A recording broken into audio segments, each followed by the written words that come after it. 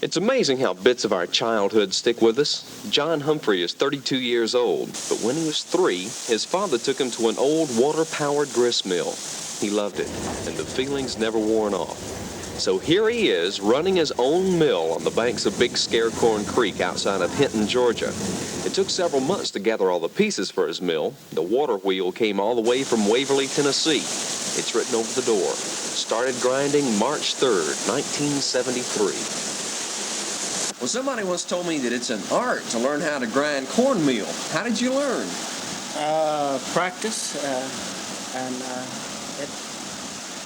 you'll finally, people know what they'll finally keep telling you the way they want it, and you'll finally get to grind it, which is a medium round meal.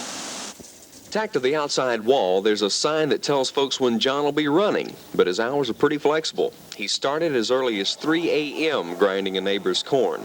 The best indication, though, is when the water wheel is turning and there's an ever-growing heap of corn cobs next to the porch. Well, what I was wanting to do is run one just for the regular customers, the old-time way, not have the regular tierce gimmick like the majority of them is run now, to depend on the tierce trade. But I want to run it in the old real way to make a meal the old-time way, and I even bag it the old-time way. What do you mean by bagging it the old-time way? Well, putting it in a brown, what we call a paper poke, and tying it up with a twine with a miller's knot. I guess you could say that John Humphrey is going about things in the traditional way.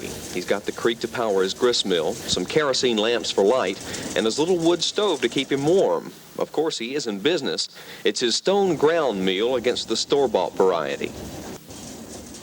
You don't ever happen to sneak in a bag of store-bought cornmeal from time to time, do you?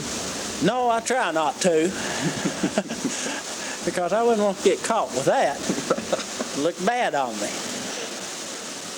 And I go around and sometimes peep in a bag and check it and see how they're doing, you know. Kind of compare it every now and then.